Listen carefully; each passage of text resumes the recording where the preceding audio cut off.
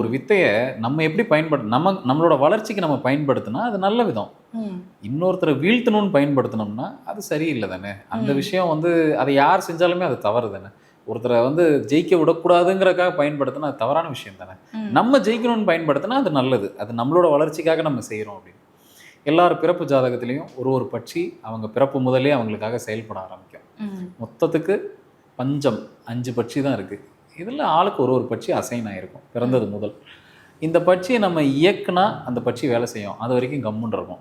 இப்போ இந்த பக்ஷி இயக்குறது அப்படின்னா எப்படி சார்? இப்போ வந்து ஒரு உதாரணத்துக்கு எனக்கு வந்து ஒரு மயில் ஃபேவர் பண்ண போது, நான் பிறக்கும் பொழுது எனக்கு வந்து மயில் தான் என்னோட பக்ஷின்னு வந்து எழுதப்பட்டிருக்கு அப்படின்னா, அந்த மயிலை நான் வந்து கேர் பண்ணிக்கிறது மூலமாக அது இயக்குற மாதிரி ஆயிடுமா? இது வெறும் ஜஸ்ட் நம்ம வந்து மயில் இயக்குறோம், இல்லைன்னா வந்து நம்ம வந்து மயில் ஃபோட்டோ ஏன்னா வச்சுக்கிட்டா பார்க்குற மக்களுக்கு அப்படிதானே தோணும். மயில் ஃபோட்டோ வச்சுட்டா வந்துடும் அப்படியெல்லாம் இல்லை. இதுக்கு அது என்னைக்கு பஞ்ச பட்சி இல்லை பட்சி சாஸ்திரம்னு ஒன்று வந்துருச்சோ இதுக்கு நிறைய நியமங்கள் இருக்குன்னு அர்த்தம்.